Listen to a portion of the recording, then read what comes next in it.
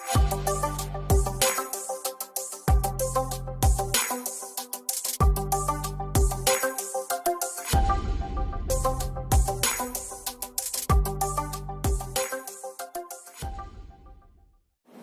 Morning. Demo lecture number 3 आज पढ़ रहे हो आप लोग, और 2 डेमो लेक्चर आप लोग पढ़ चुके हो, जिसमें फर्स्ट डेमो लेक्चर में मैंने आपको बताया था व्हाट इज चार्ज के बारे में। बेसिकली जितना बेसिक था इतना डिटेल में तो नहीं पढ़ा जितना चाहते हो, और आप लोग सोच रहे हो कि चार्ज हो गए इतने में, नहीं, बहुत कुछ है चार्ज के बारे में, लेकिन जो बेसिक था व्हाट इज चार्ज वो मैंने आपको बताया। उसके बाद नेक्स्ट लेक्चर में हम पढ़ रहे थे what is current, electric current. That हमारी लाइफ में जो इलेक्ट्रिसिटी है आज हमारे घरों में, वो हम लोग जो स्टैंडर्ड 10 में पढ़े थे व्हाट इज करंट, करंट क्या था वो सिर्फ डेफिनेशन जानते थे हम। जो मैंने आपको रियलिटी में थोड़ा फील करवाया, इमेजिन करवाया, आप लोग सोच रहे होंगे कि हाँ ये सही है, जो अच्छी तरह से समझ में आया कि inside the conductor how to flow charge and current is what one type of energy. वही तो था जो बैटरी से एनर्जी को कैरी करता है, पिक करता है, उसी एनर्जी को फ्लो करवाता है one place to another place, और वही एनर्जी को आप लोग यूज करते हो। अगर आप यूज नहीं करते तो वही एनर्जी हीट फॉर्म में डिसिपेटेड होती है, लॉस होती है। यही सब बातें मैं आपको लास्ट लेक्चर में बता रहा था। आई होप कि आपको मजा आया होगा। थोड़ा डेरिवेशन रिलेटेड कुछ 2-3 फार्मूला भी थे, और कोई चार्ज अगर टाइम के रिस्पेक्ट में चेंज हो रहा है तो उसमें कुछ फिक्स टाइम पे आपको अगर करंट फाइंड करना है तो उसके लिए मैंने 2-3 एग्जांपल, एक एग्जांपल करवाया था, 2 आपको दिए थे। आई होप कि आप सब में ट्राई किए होंगे। इस तरह से आप वैल्यू चेंज करके आप प्रैक्टिस कर सकते हो। तो ये जो बातें चल रही थी लास्ट लेक्चर में वो इलेक्ट्रिक करंट के बारे में पढ़ा था हमने। तो आपको दोनों लेक्चर में आई होप कि मजा आया होगा, आप लोगों को समझ में आया होगा कुछ रियल लाइफ में ये चार्ज क्या है, करंट क्या है। तो अब उसके बाद नेक्स्ट टॉपिक जो मैंने आपको बता ही दिया था पहले ही दिन से कि मैं आपको क्या समझाने वाला हूँ 3 डेमो लेक्चर में, और फिर से अगेन रिपीट कर देते हैं। डेमो लेक्चर वो होता है जिसमें आपको साइंस और टीचिंग मेथड दोनों को समझना है, और आप लोगों को अच्छा तो लगा ही होगा, और अच्छा लगे, इससे भी अच्छा आपको पढ़ना है तो फिजिकली क्लासरूम आप अटेंड करो, बहुत मजा आएगा। ठीक है, ओके। अब आज हम पढ़ने वाले रेजिस्टेंस के बारे में। आप स्टैंडर्ड 10th में पढ़े थे, बट आप जो पढ़े हो उस हिसाब से रेजिस्टेंस आपको सही तरीके से पता नहीं है, क्योंकि आप तब स्टैंडर्ड 10th में जो पढ़ते थे, इंग्लिश मीडियम में आप लोग पढ़े हुए हो, इंग्लिश मीडियम के लिए डेमो हो रहा है, तो मैं ये सब जानता हूँ। इतना 90% स्टूडेंट स्टैंडर्ड 10th में रट्टा मार के स्टैंडर्ड 10th में जो सिलेबस था उसे कवर किया होगा। रट्टा मारना और अंडरस्टैंडिंग प्रिपरेशन दोनों अलग अलग होता है, और आप जो रटते हो वो अब साइंस में आपके लिए वो अच्छी बात नहीं है। आप चेंज हो जाएगा सर, और इतना डिफिकल्ट भी नहीं है, बहुत इजी है साइंस। डराने वाले तो डराएंगे, आप किसी डल स्टूडेंट को पूछोगे तो वो हार्ड ही कहेगा, लेकिन कोई टैलेंटेड स्टूडेंट है जो डॉक्टर बन चुका है, इंजीनियर बन चुका है, कुछ अच्छी पोस्ट पे अचीव कर रहा है, वो उसे आप पूछोगे तो वो आपको बताएगा नहीं भाई साहब अच्छा है साइंस। तब उसकी एडवाइस लेना है जो सक्सेसफुल पर्सन होते हैं। ठीक है, ओके। तो आप बेसिकली ये सब चीजें पढ़ने वाले हो। रेजिस्टेंस के बारे में आप स्टैंडर्ड 10th में पढ़े थे, तो मैं आपको पूछूं व्हाट इज रेजिस्टेंस, आप कहोगे सर हाँ ऐसा कुछ था जो ओम्स लॉ में आया था, रेजिस्टेंस जिसे कैपिटल R से डिनोट करते हैं, और उसका यूनिट था ओम, और वो रेजिस्टेंस था जिसे ऐसे रिप्रेजेंट करते हैं जैसे इस तरह से। सर हाँ यही था रेजिस्टेंस। दैट मीन्स आप इतना ही जानते हो कि इस आकार में जो दिखाई दे रहा वो रेजिस्टेंस है, ये रेजिस्टेंस का सिंबल है। यस, बट है क्या ये रेजिस्टेंस, कहां से आया, रियलिटी में रेजिस्टेंस क्या है, ये इसे अब अच्छी तरह से समझना होगा आपको। ठीक है, तो व्हाट इज रेजिस्टेंस, हमें हमारा टारगेट पता होना चाहिए, हमें किस तरफ जाना है, कहां किस तरफ हमारा फोकसिंग होना चाहिए, वो हमें पता हो तो इजी हो जाएगा आपके लिए। ठीक है, तो व्हाट इज रेजिस्टेंस, आप लोगों ने ओम्स लॉ पढ़ा था। साइमन ओम नाम का एक साइंटिस्ट था जिसने अपनी फिजिकल जो लैब थी उस लैब में एक एक्सपेरिमेंट कर रहा था, और उस एक्सपेरिमेंट ने उसमें क्या चेक किया कि कंडक्टर वायर था, कंडक्टर था, उस कंडक्टर को 3 वोल्ट की एक बैटरी के साथ कनेक्ट किया। कनेक्टेड वायर, लास्ट टाइम मैंने बताया था ना आपको, आइसोलेटेड अलग होता है और कनेक्टेड अलग होता है, ये कनेक्टेड वायर है। तो उसमें इसने चेक किया कि ये जो करंट था, फ्लो ऑफ चार्ज, उसे आप बढ़ाना चाहते हो, इंक्रीज करना चाहते हो, तो क्या इंक्रीज करना पड़ेगा, वोल्टेज। वोल्टेज, बैटरी का वोल्टेज आपको बढ़ाना होगा। जैसे ही बैटरी का वोल्टेज इंक्रीज होगा flow of charge, that means current increase होगा। समझ में आ रहा है आप लोग? अच्छी तरह से समझना, पूरा एक्टिवेशन के साथ मजा आएगा आप लोगों को। कुछ प्रैक्टिस भी करेंगे हम सर्किट वगैरह जो आप स्टैंडर्ड टाइम्स में बेसिकली लो लेवल में, अब थोड़ा अप लेवल में करेंगे, बट आप खुद सॉल्व करोगे, मजा आएगा आपको। तो आप देख सकते हो ये कंडक्टर है, इसे V वोल्ट की बैटरी के साथ कनेक्टेड किया है। ये I मीन्स इस तरफ करंट फ्लो हो रहा है, ये इलेक्ट्रॉन इस तरफ मोशन कर रहा है कि करंट की ऑपोजिट में इलेक्ट्रॉन फ्लो करता है, ठीक है। तो ये इलेक्ट्रॉन है, ये पॉजिट्रॉन है, मतलब प्रोटॉन है, और ये करंट फ्लो कर रहा है इस तरफ। तो फ्लो ऑफ चार्ज, उसे ही हमने करंट कहा था। तो फ्लो ऑफ चार्ज की स्पीड या ज्यादा बढ़ाना चाहते हो आप, तो क्या इंक्रीज करोगे? वोल्टेज। तो यहां देख सकते हो current is I is directly proportional to voltage. अब जैसे जैसे वोल्टेज बढ़ाओगे वैसे वैसे करंट बढ़ेगा। तो V प्रोपोर्शनली I, इतना जो था वही साइमन ओम का जो ओम्स लॉ, आप स्टैंडर्ड 10th में पढ़े, वही ओम्स लॉ जो यहां तक ये ओम्स लॉ है। अब रियलिटी में जब साइमन ओम नाम के साइंटिस्ट ने जब ये ओम्स लॉ दिया, V प्रोपोर्शनली I, तो ये ओम्स लॉ से ये बता रहा था कि V और I दोनों का जो ग्राफ बनता है, ग्राफ तो समझते ना आप लोग, स्ट्रेट लाइन ग्राफ होता है। मतलब जितना V आप बढ़ाओगे, 1 वोल्ट आपने V बढ़ाया तो 1 एम्पियर करंट पड़ेगा। एम्पियर को, करंट को एम्पियर में मेजर करते हैं और वोल्टेज को वोल्ट में। तो 1 वोल्ट बढ़ाओगे तो 1 एम्पियर करंट इंक्रीज होगा। 2 वोल्ट बढ़ाओगे तो 2 एम्पियर करंट इंक्रीज होगा। जैसे जैसे V इंक्रीज करते जाओगे वैसे वैसे I इंक्रीज हो रहा है। ऐसा साइमन ओम ने बताया। तो स्ट्रेट लाइन ग्राफ मिला। लेकिन कुछ इलेक्ट्रॉनिक अप्लायंसेस इस तरह से भी आए, डायोड थे, ट्रांजिस्टर जो बातें ने फाइंड किया था, transistor, very very small transistor, बहुत छोटा सा ग्राउंड नट के सेफ साइज का ट्रांजिस्टर, तो वो सब फाइन हुआ। उसके बाद पता चला कि VI का रिलेशन कहीं भी स्ट्रेट लाइन नहीं है, कहीं वोल्टेज ज्यादा है तो कहीं करंट कम है, कहीं करंट ज्यादा है तो वोल्टेज कम है। तो ये सब जो फेनोमेना, बहुत सारी ये सिचुएशन क्रिएट हुई साइंटिस्टों के सामने। तो उन्होंने बताया कि 100% V प्रोपोर्शनली I है, बट कुछ तो है जो इन दोनों के रिलेशन में गड़बड़ कर रहा है। तो ये प्रोपोर्शनली सिंबल निकालकर उन लोगों ने क्या लगाया, एक कांस्टेंट लगा दिया। वो कांस्टेंट था कैपिटल R। ये प्रोपोर्शनली सिंबल निकालकर उन लोगों ने कांस्टेंट लगाया, वो कांस्टेंट था कैपिटल R, और उसी कांस्टेंट को नाम दिया गया रेजिस्टेंस। ये रेजिस्टेंस है। अभी भी आपको समझ में नहीं आया होगा, अभी भी मैं आपको रेजिस्टेंस की रियल डेफिनेशन बताऊंगा। आप लोग सोचोगे सर ये कैसे हो सकता है, हाउ टू पॉसिबल। मान लो मैं अगर आपको कह दूं resistance is a one type of accident, कुछ लोग कहेंगे सर वीडियो क्लोज कर दो, पागल हो गए सर। नहीं, ऐसा नहीं है। Resistance is a one type of accident between two charge, between electron and proton. याद करो, सब कुछ समझ में आ जाएगा। तो ये R कांस्टेंट था, एक रेजिस्टेंस था, वो रेजिस्टेंस वाला कांस्टेंट लगाया तो फिर ये V is equal to IR बना। VI is equal to IR, जो आप लोग स्टैंडर्ड 10th में पढ़े, यही आपको टीचरों ने पढ़ा होगा। V is equal to IR Ohm's law है, बट ओम्स लॉ यही था जो V प्रोपोर्शनली I था। R तो कांस्टेंट है और उसी कांस्टेंट का नाम दिया गया रेजिस्टेंस R, ठीक है। तो यहां आप देख सकते हो कि मैंने आपको लास्ट टाइम, याद करो, करंट क्या था, इलेक्ट्रॉन प्रोटॉन थे, एनर्जी कैरी कर रहा था। एनर्जी कहां से आई थी, बैटरी से। ये वाली बैटरी, यहां से एनर्जी किसने उठाई, प्लस चार्ज ने। वो एनर्जी लेकर कहां आए, यहाँ कंडक्टर में, और उस एनर्जी को इलेक्ट्रॉन प्रोटॉन को दिया।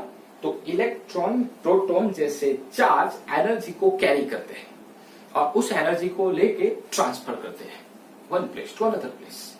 पॉजिट्रॉन यहां से इस तरफ मूव कर रहा है और इलेक्ट्रॉन यहां से इस तरफ मूव कर रहा है। क्या लेके, एनर्जी लेके, दोनों एनर्जी लेके भागे। अब रियल लाइफ में आप सोचो कि अगर सिंगल वे रोड है, वे समझ रहे हो ना, सिंगल वे, वहां से सिंगल वे में से मान लो 2 ट्रक या 2 कार या ट्रक ले लो या कोई भी व्हीकल ले लो, बस ले लो, सामने से आ रहे हैं और सिंगल वे है, दोनों सामने से आए और काफी रफ्तार में है, तो उन दोनों के बीच में क्या होगा, 100% एक्सीडेंट होगा। यही तो होता है ना, एक्सीडेंट। और उस एक्सीडेंट की वजह से मान लो यहां हुआ क्या कि इलेक्ट्रॉन प्रोटॉन जो चार्ज थे उन्होंने एनर्जी को कैरी किया और एनर्जी कैरी करके वो दोनों मोशन करने लगे एक दूसरे के ऑपोजिट में। अब वो मोशन कर रहे थे तो उनके बीच में एक्सीडेंट हुआ, मतलब कि इन दोनों का टकराना, इलेक्ट्रॉन और पॉजिट्रॉन का आपस में एक्सीडेंट होना, दोनों के बीच में टकराव होना, यही तो एनर्जी को लॉस करता है। समझ रहे हो ना आप लोग? एनर्जी को लॉस करता है, क्योंकि जितनी एनर्जी बैटरी से कैरी की, पिक की, वो सारी एनर्जी यहां तक लेके आए। लेकिन आप रियल लाइफ में प्रैक्टिकली सोचो कि अगर तो टैंक या कुछ ऐसे टैंक समझ लो जिसमें लिक्विड पड़ा हुआ है, दोनों टैंक आपस में एक्सीडेंट होता है तो कुछ तो लॉस होना ही है। इसी तरह से यहाँ पे जब एनर्जी कैरी करके इलेक्ट्रॉन प्रोटॉन रन करते हैं ऑपोजिट डायरेक्शन में, तो उनके बीच में टकराव होता है। उसी एक्सीडेंट में, उसी टकराव की वजह से कुछ एनर्जी लॉस होती है। और जब एनर्जी लॉस होती है तो इन लोगों ने सोचा कि जब एनर्जी किसी की वजह से लॉस हुई तो उसका नाम दिया गया रेजिस्टेंस की वजह से। डिस्टर्ब होना, बीच में कहीं नत्तर जैसे कि आप लोगों के बीच में आ जाना, उसे हम रेजिस्टेंस कहते हैं। कि एनर्जी कैरी करके जा रहे थे, दोनों के बीच में टकराव हुआ तो कुछ एनर्जी लॉस हो गई। किसकी वजह से? रेजिस्टेंस की वजह से हुआ ना वन टाइप ऑफ एक्सीडेंट। अब मजा आया होगा आपको। ये रेजिस्टेंस है जो आप स्टैंडर्ड 10th में शायद नहीं समझ पाए होंगे। यही रेजिस्टेंस की डेफिनेशन है। This is one type of accident between two charge electron proton inside the conductor during the motion. यही सब चीजें आपको समझना है, और ये इसीलिए हम साइंस लेंगे ताकि इलेक्ट्रिसिटी को सही तरीके से हम समझ पाए। क्योंकि स्टैंडर्ड 10th में आप जो पढ़ रहे थे वो बेसिकली ऊपर से पढ़ा, वो डीपली नहीं है। बहुत सारे क्वेश्चन आपके दिमाग में होंगे, सर ये कैसे हुआ, वो कैसे होगा, और इन सब का आंसर आपको तभी मिलेगा जब आप साइंस लोगे। ठीक है, तो आपको समझ में आएगा बेसिकली रेजिस्टेंस क्या है। इन दोनों का टकराव होना, एनर्जी का लॉस होना, यही रेजिस्टेंस है। ठीक है, अब आप सोचो कि रेजिस्टेंस का जो आप फॉर्मूला पढ़े थे स्टैंडर्ड 10th में, resistance are directly proportional to length of the wire, length of the conductor L, और inversely proportional to area cross section area of the conductor. Area के इनवर्सली प्रोपोर्शनल है और लेंथ के directly proportional है। Directly proportional का मतलब समझते हो, ये प्रोपोर्शनल ये सब कुछ तो आया होगा ना 10th में। ठीक है, तो डायरेक्टली प्रोपोर्शनल का मतलब ये होता है कि लेंथ इंक्रीज करोगे तो रेजिस्टेंस भी इंक्रीज होगा, लेंथ डिक्रीज करोगे तो रेजिस्टेंस भी डिक्रीज होगा। एल का बढ़ना, आर का बढ़ना, एल कम होना तो आर भी कम हो जाएगा। बट आप एरिया के साथ इनवर्सली प्रोपोर्शनल है, दैट मीन्स व्हाट, क्या एरिया का इंक्रीज होना, रेजिस्टेंस का डिक्रीज होना। मतलब कि एरिया अगर बढ़ गया तो रेजिस्टेंस कम हो जाएगा, और एरिया कम हो गया तो रेजिस्टेंस बढ़ जाएगा। ये सब बातें आप लोगों को थियरिकल तो बहुत कॉम्प्लिकेटेड लगेगी, सब कुछ समझ में नहीं आता, बट रियल लाइफ में आप सोचोगे, प्रैक्टिकली कुछ और एग्जांपल को अटैच कर दोगे इसके साथ, तो आपको और मजा आएगा। समझ में आ रहा है? ठीक है, सिंगल वे है, जितना ज्यादा लॉन्ग वे है सिंगल वे, तो उसकी लेंथ ही तो इंक्रीज हो रही है, एरिया थोड़ी ना इंक्रीज हुआ। और उसी लेंथ की वजह से एक्सीडेंट और बढ़ते चले जाएंगे और एक्सीडेंट होते जाएंगे, तो मतलब कि आर भी तो इंक्रीज हुआ ना। अब आप सोचो कि अगर आप एक्सीडेंट को कम करना चाहते हो तो आप क्या करोगे? 2 लेन रोड बनाओगे, 4 लेन रोड बनाओगे, 6 लेन बनाओगे, दैट मीन्स आप एरिया इंक्रीज करते जा रहे हो। अब जैसे ही आपने एरिया इंक्रीज किया, रेजिस्टेंस डिक्रीज हो गया, दैट मीन्स एक्सीडेंट तो कम हो जाएंगे। और रियल लाइफ में भी आप समझ जाओगे कि एक्सीडेंट कम हो जाएंगे। हाँ सर, वेरी इंटरेस्टिंग। तो ए का इंक्रीज होना, आर का डिक्रीज होना, और एल का डिक्रीज होना, आर का डिक्रीज होना, क्योंकि ये प्रोपोर्शनल है, ये इनवर्सली प्रोपोर्शनल है। तो अब जो भी कंडक्टर आपने लिया वो मान लो ज्यादा लेंथ वाला है या ज्यादा एरिया वाला है, दोनों एग्जांपल मैंने लिए। मान लो आपकी लैंग्वेज में आप कहते हो thick wire and thin wire. ठीक है, तो मान लो ये थिन वायर है जिसकी लेंथ ज्यादा है, but area, cross section area समझते हो ना, ये वाला area, cross section area, circle cylindrical shape में एक कंडक्टर लिया, एक वायर है, तो इसका ये वाला एरिया होगा ना, उस एरिया की बात कर रहा हूं मैं। ये तो आप देख सकते हो इसकी लेंथ ज्यादा है बट एरिया कम है। तो लेंथ का ज्यादा होना क्या रेजिस्टेंस का ज्यादा होना? यस, क्योंकि जितनी लेंथ ज्यादा होगी उतना रेजिस्टेंस ज्यादा होगा। समझ में आया होगा आप लोगों को? रेडी? ठीक है, और लेंथ के ज्यादा होने से एरिया भी तो कम है, और एरिया भी तो कम है, यहाँ पे आपको दिखाई दे रहा है, दोनों तरफ देखो क्रॉस सेक्शन में एरिया भी तो कम है, तो ज्यादा एक्सीडेंट होंगे। क्योंकि थिन वायर है, एरिया कम है, इसकी वजह से ज्यादा टकराव होगा चार्ज के बीच में, तो इसीलिए हम कहते हैं कि ज्यादा रेजिस्टेंस है। टकराव जितना ज्यादा उतना रेजिस्टेंस ज्यादा। सिर्फ ये सिंबल से काम चलने वाला नहीं है, ये रेजिस्टेंस होता है रियल लाइफ में। One type of accident between two charge electron proton inside the conductor during the motion, ये होता है रेजिस्टेंस। समझ में आ रहा है आप लोगों को? ठीक, इंटरेस्ट से समझना। Are you ready? यस और नो? यस, याद है ना हमारा फॉर्मूला फर्स्ट लेक्चर वाला, life plus teaching method plus day to day work is equal to success. And that's remember to lifetime one sentence, it's my favorite, be always happy any situation। कभी भी आपको घबराना नहीं, कुछ भी हो जाए आप खुश रहो, क्योंकि मजा आएगा। जितना आप हैप्पी रहोगे उतना पढ़ने में मजा आएगा। तो आप यही चीज समझे होंगे, एल के डायरेक्टली प्रोपोर्शनल और एरिया के इनवर्सली प्रोपोर्शनल। ठीक है, सेकंड एग्जांपल में आप देख लो, लेंथ इससे तो ये डिक्रीज हुई, मतलब लेंथ का डिक्रीज होना तो एरिया इंक्रीज हुआ, तो लेंथ का डिक्रीज होना, एरिया का इंक्रीज होना, रेजिस्टेंस का डिक्रीज होना। मतलब जितना ज्यादा थिक वायर होगा उतना रेजिस्टेंस कम होगा, और रेजिस्टेंस कम है तो करंट ज्यादा होगा, मतलब एनर्जी ज्यादा पास होगी। अब आप सोचो कि अगर कोई अप्लायंसेस ऐसा है जहां पे आपको एनर्जी ज्यादा चाहिए, तो आप क्या यूज करोगे, थिक वायर या थिन वायर? थिक वायर, क्योंकि जिसमें रेजिस्टेंस कम है वो ये वाला वायर है, तो वही यूज करोगे। आपने एसी वगैरह में देखा टू फेज वायर यूज करते हैं, इसी वजह से यूज करते हैं कि जितना थिक वायर होगा उतना रेजिस्टेंस कम होगा, क्योंकि एरिया का इंक्रीज होना, रेजिस्टेंस का डिक्रीज होना। लेकिन जिस इलेक्ट्रॉनिक अप्लायंसेस में, कुछ ऐसे भी इलेक्ट्रॉनिक अप्लायंसेस हमारे घरों में होंगे जहां हम जानते हैं कि उसमें ज्यादा एनर्जी आपको नहीं चाहिए। कुछ बल्ब वगैरह है जिसमें कम एनर्जी से काम चलता है, और ज्यादा एनर्जी आई तो वो तो आपको लॉस हो जाएगा, कुछ प्रॉब्लम क्रिएट, डैमेज हो जाएगी सर्किट।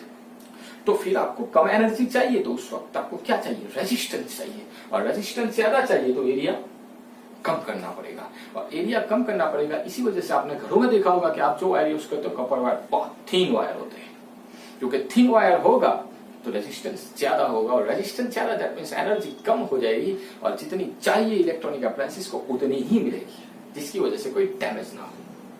आया समझ में? तो कौन सी पोजीशन में कैसा वायर यूज करना है, ये रेजिस्टेंस से ही पता चला। में रेजिस्टेंस से ही हमें ये अंदाजा आया कि नहीं, हमें जहां पे एनर्जी ज्यादा चाहिए वहां थिक वायर यूज करेंगे, और जहां एनर्जी हमें कम चाहिए वहां थिन यूज करेंगे, क्योंकि रेजिस्टेंस का इंक्रीज डिक्रीज होना ये भी तो इफेक्ट करता है एनर्जी में।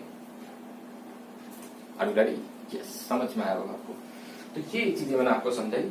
अब इस तरह के एग्जाम्पल, ये रेजिस्टेंस जो थे, अब स्टैंडर्ड 10th में थोड़ा प्रैक्टिस भी कर लेते, ये तो डेफिनेशन खत्म हुई। अब प्रैक्टिस दैट मींस के आपको कुछ सॉल्व करने के लिए दिया जाए, या टेस्ट अरेंज किया हुआ है हम लोगों ने, तो उस टेस्ट में कुछ पूछा जाए, इसलिए प्रैक्टिस के लिए थोड़ा स्टैंडर्ड 10th में और एंटर हो जाते कि आपने इस तरह के कुछ एग्जाम्पल किए होंगे कि मान लो रेजिस्टेंस का ये सिंबल आपको पता चल गया, ये रेजिस्टेंस का सिंबल है, ठीक है, ओके।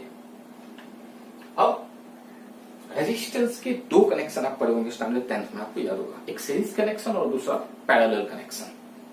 सीरीज कनेक्शन में क्या होता है कि करंट को सिंगल वे, अगर करंट को एनर्जी को पास होने के लिए अगर सिंगल वे मिलता है, एक ही वे से पास होना है, तो जितने भी रेजिस्टेंस होंगे उसे हम कहेंगे सीरीज रेजिस्टेंस। समझ पा रहे? लेकिन करंट के पास होने के लिए उसके पास वन मोर देन, मतलब कि एक से ज्यादा वे है पास होने के लिए, तो उसे हम कहेंगे parallel connection. Series and parallel, समझ में आ रहा? सिंगल वे से करंट पास हो रहा है एनर्जी, तो सीरीज कनेक्शन होगा, और मल्टी वे से पास होगा तो पैरेलल कनेक्शन होगा। जैसे आप यहां देख सकते हो कि रेजिस्टेंस मान लो 1 2 3 बहुत सारे रेजिस्टेंस है, एन रेजिस्टेंस मान लो, तो उनका सीरीज कनेक्शन क्या होगा, resultant resistance is equal to what, R is equal to R1 plus R2 plus Rn। दो रेजिस्टेंस है तो R1 प्लस R2, 3 है तो R1 plus R2 plus R3, 4 है तो R1 plus R2 plus R3 plus R4, इसी तरह n।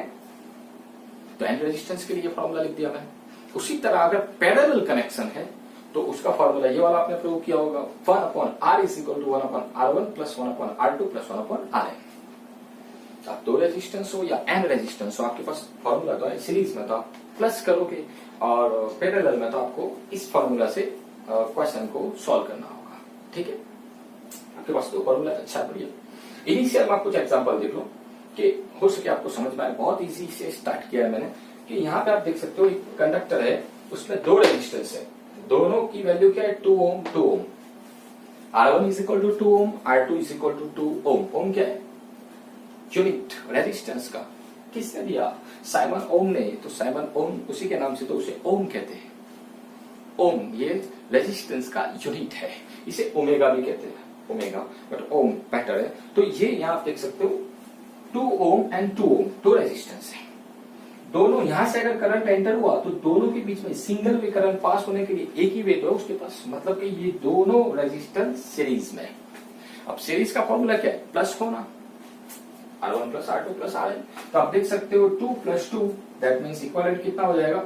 4 ओम हो जाएगा। ये तो बहुत इजी स्टार्ट कर दिया सर आपने, ये सब तो हमें आता है, बहुत इजी, मजा आएगा, कर देंगे सॉल्व। ये तो समझ में आया ना, 2 प्लस 2 4 सीरीज प्लस हो जाएगा। चलो ठीक है। अब यहां आप देख सकते हो कि इस पॉइंट से अगर कोई करंट यहां तक आया तो यहां से आने के बाद उसे 2 वे, मतलब ऊपर से भी करंट जाएगा और नीचे से भी करंट जाएगा।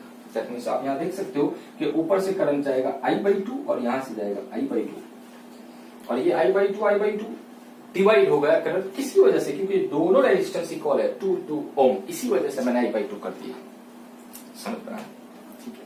अब करंट के मल्टी वे होना दैट मींस पैरेलल कनेक्शन। तो ये आप देख सकते हो 2 ओम, ये दोनों रेजिस्टेंस किस कनेक्शन में? पैरेलल कनेक्शन में। ये सीरीज था, ये पैरेलल कनेक्शन है। तो पैरेलल में फॉर्मूला क्या लगाएंगे? 1/R is equal to 1/R1 plus 1/R2। कितने रेजिस्टेंस है? 1 और 2, तो 2 तक ले जाएंगे।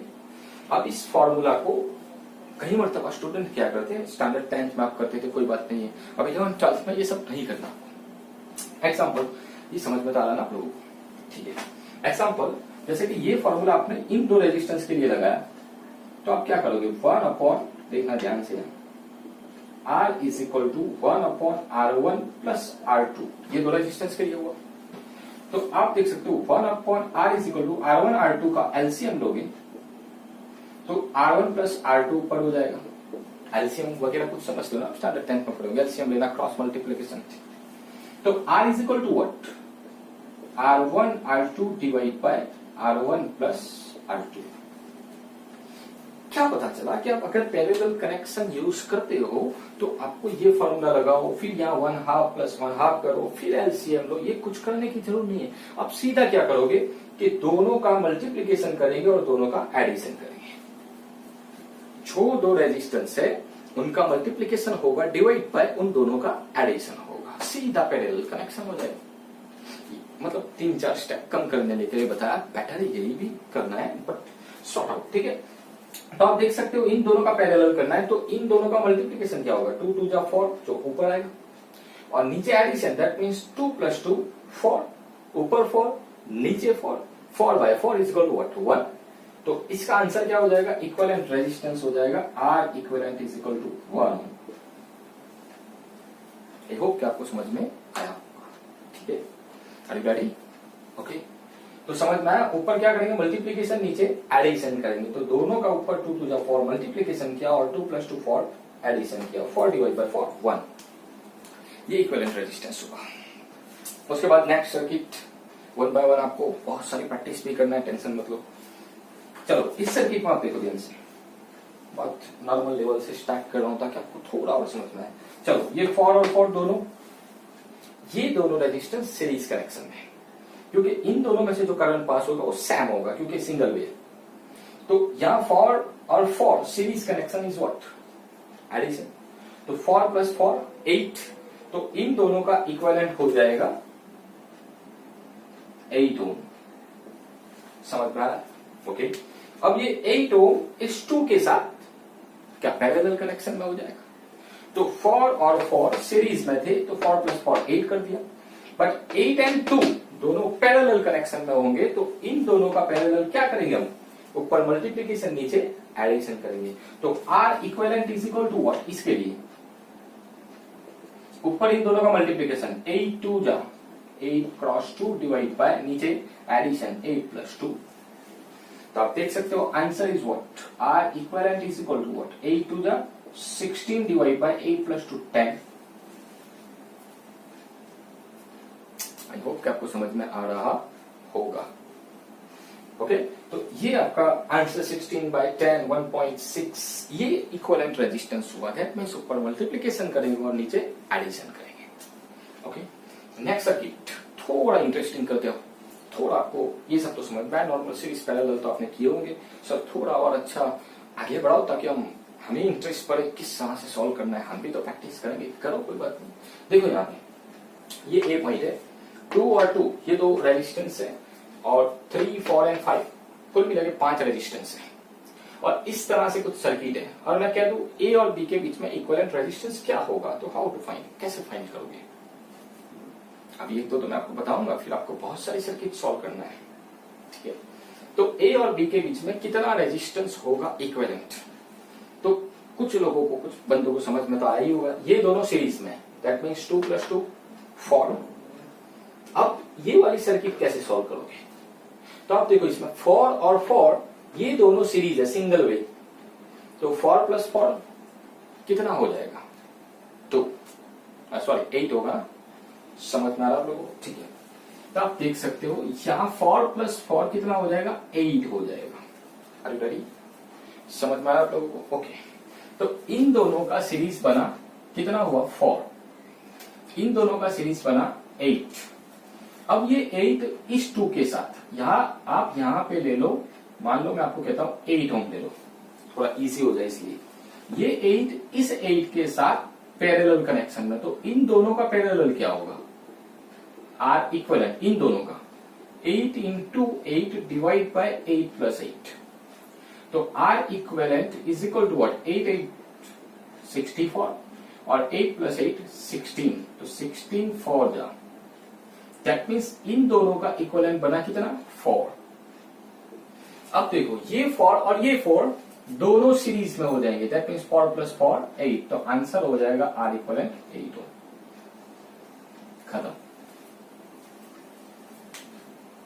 नहीं समझ में आया तो फास्ट हाईलाइट कर दो, एक बार फिर से देख लेना वीडियो, समझ में आ रहा है ना, तो ये 2 और 2 4 हो जाएंगे, ये 4 + 4 8 हुआ, ये इन दोनों का 8 इस 8 के साथ पैरेलल कनेक्शन में, तो पैरेलल कनेक्शन में कितना आया आंसर 4, और ये 4 इन सब का 4 आया, और इन दोनों का 4 + 4 सीरीज हो जाएगा, दैट मीन्स रिजल्टेंट 8 ओम, ये आपका इक्विवेलेंट रेजिस्टेंस होगा, ठीक है। आई होप कि आपको समझ में आया होगा। इस तरह के बहुत सारे सर्किट है जो आपको सॉल्व करना है खुद से भी, मैं आपको कुछ सर्किट सॉल्व करने के लिए भी दूंगा, आप ये चाहो तो लिख सकते हो, ताकि मैं कुछ सर्किट एक्स्ट्रा भी आपको देने वाला हूं, ठीक है।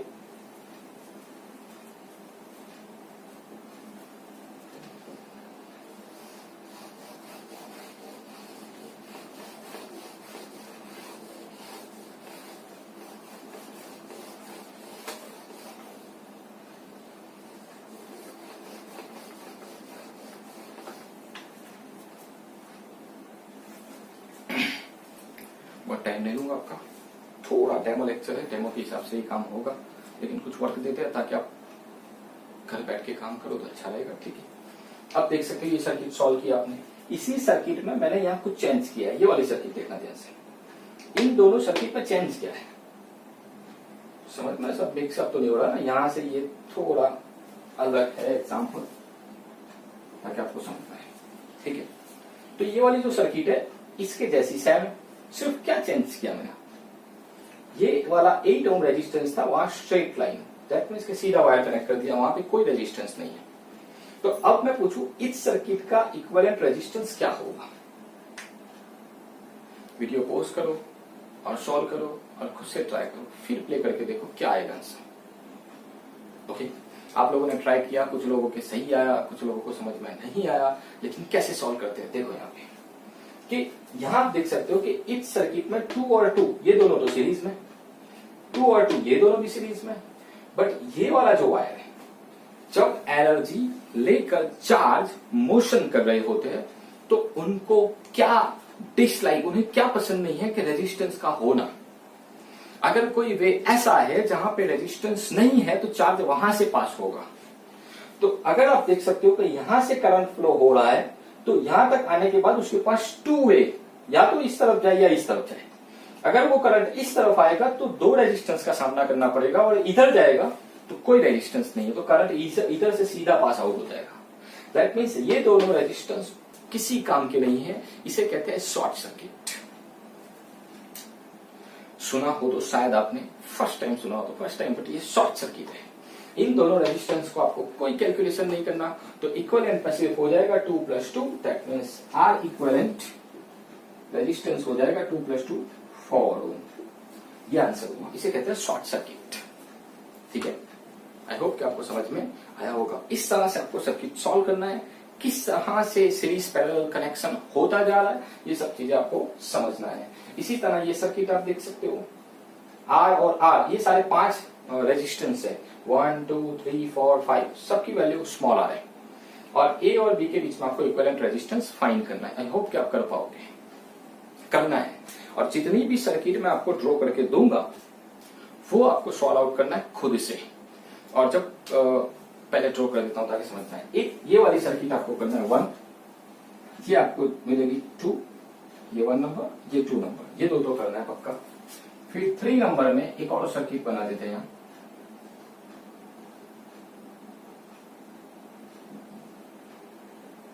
ए बी, यहां रेजिस्टेंस 2 ओम, यहां रेजिस्टेंस 2 ओम, यहां रेजिस्टेंस 2 ओम, 2 ओम लिखा हुआ है, समझना कोई वैल्यू, ठीक है। और यहां रेजिस्टेंस है 4 ओम। तो आर इक्विवेलेंट कितना होगा बिटवीन ए एंड बी, ठीक है। ये सर्किट भी आप सॉल्व करोगे। 4 नंबर, यही सर्किट को इस तरह से बनाते हैं,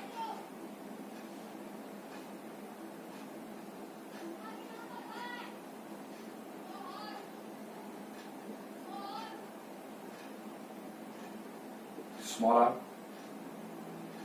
small r, small r, small r, small r। यहाँ A पॉइंट है, ये वाला B पॉइंट है। इन दोनों के बीच में आपको इक्विवेलेंस रेजिस्टेंस फाइंड करना है, और यहां भी ले लेते हैं स्मॉल r। कैसे सॉल्व करोगे सिर्फ मैं आइडिया दूंगा। ये वाली सर्किट और ये वाली सर्किट दोनों सेम है। अब आइडिया आपको खुद से लगाना है, ये वाला रेजिस्टेंस किसी काम का नहीं है, सेम एज कॉपी पेस्ट हो जाएगा। इस तरह से स्टार डेल्टा बहुत सारी सर्किट आती है, आप खुद से कर पाओगे, ठीक है। चलो, ये 2 ohm, 4 ohm, 6 ohm, 6 ohm, A and B resistance find करना है, R equivalent between 2 point A and B, ठीक है। Are you ready? समझ में आएगा ना आप लोगों को कैसे। मैं आपको चाहूं तो बहुत सारी सर्किट दे सकता हूं, लेकिन आप कुछ 5-6 देता हूं ताकि आपको थोड़ा इंटरेस्ट हो, इसलिए, बाकी तो आप करोगे बाद में। ओके, मान लो इस तरह से कोई सर्कल है, और इसमें ये वाला ए पॉइंट है, यहां ले लिया बी पॉइंट, और यहां पे रेजिस्टेंस है small R, small R, small R, small R, ठीक है। तो ये इस तरह से ए और बी के बीच में आपको इक्विवेलेंट रेजिस्टेंस फाइंड करना है, ठीक है। और एक चीज याद रखना कि ये इक्वेशन जब ये सॉल्व करोगे आप, तो किस तरह से सॉल्व करोगे, थोड़ा मैं आइडिया आपको देता हूं कि ये बी पॉइंट्स है तो ये भी बी पॉइंट्स होगा, क्योंकि यहाँ पे बी पॉइंट है, यहाँ जितना पोटेंशियल है उतना ही पोटेंशियल यहाँ होगा, क्योंकि बीच में कोई रेजिस्टेंस नहीं है, यहाँ भी कोई रेजिस्टेंस नहीं, दैट मींस ये भी बी पॉइंट होगा, ठीक है। आई होप कि आपको समझ में आया होगा। इस तरह से आपको प्रैक्टिस आउट करना है, जितना हो सके ज्यादा से ज्यादा सर्किट आप सॉल्व करोगे, मजा आएगा।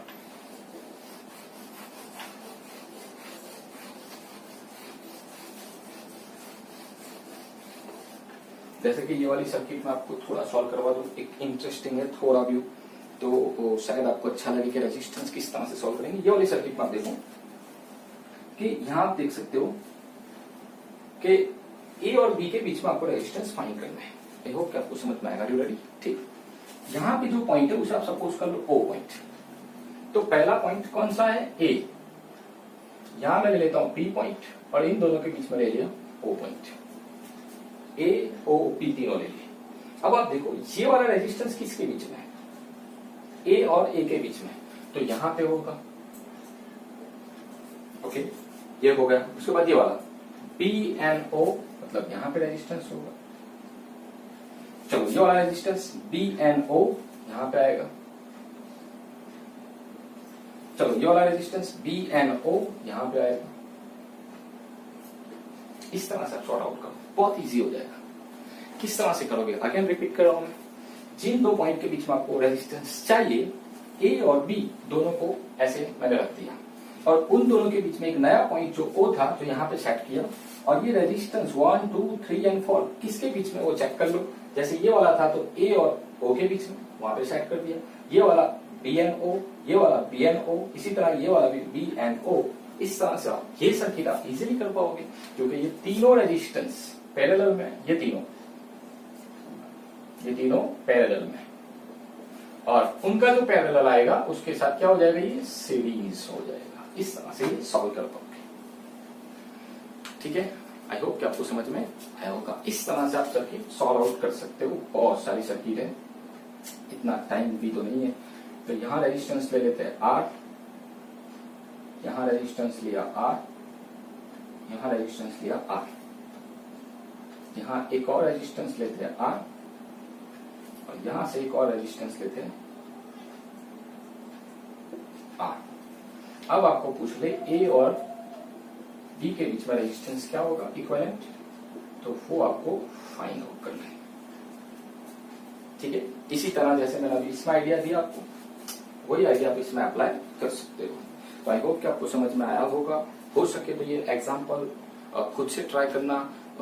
जिन लोगों के आंसर आ जाते हैं वो स्टार्टिंग में वीडियो के मेरा मोबाइल नंबर दिया हुआ है 9714411788, उस पर आप आंसर सेंड कर सकते हो, और मैं चेक कर लूंगा कि कितने स्टूडेंट को ये सब कुछ समझ में आया। और नहीं आया तो आप टेंशन मत लेना, मैंने अभी आपको कोई लोड नहीं दिया। साइंस के बारे में कोई जो चीजें अभी साइंस में आपको डिटेल में पढ़ना है वो सब पढ़ा नहीं, सिर्फ मैं 3 डेफिनेशन पढ़ाई, चार्ज, करंट एंड रेजिस्टेंस। और अच्छा पढ़ना चाहते हो तो फिजिकली क्लासरूम अटेंड करो, इंग्लिश मीडियम जो स्कूल में आप एडमिशन लो, और फिर हमसे मुलाकात करो, और मजा आएगा। तब तक के लिए थैंक यू, क्योंकि आप 3 डेमो लेक्चर जो थे ये मेरा लास्ट लेक्चर है। आई होप कि अब नेक्स्ट में कुछ स्टूडेंट मिलेंगे या कुछ स्टूडेंट नहीं मिलेंगे, पता नहीं वो तो, लेकिन आपको अच्छा पढ़ना है साइंस में, और विद एंजॉय आपको स्टडी करना है, तो आप एक में एडमिशन लो और फिर फिजिकली क्लासरूम अटेंड करो। तब तक के लिए थैंक यू।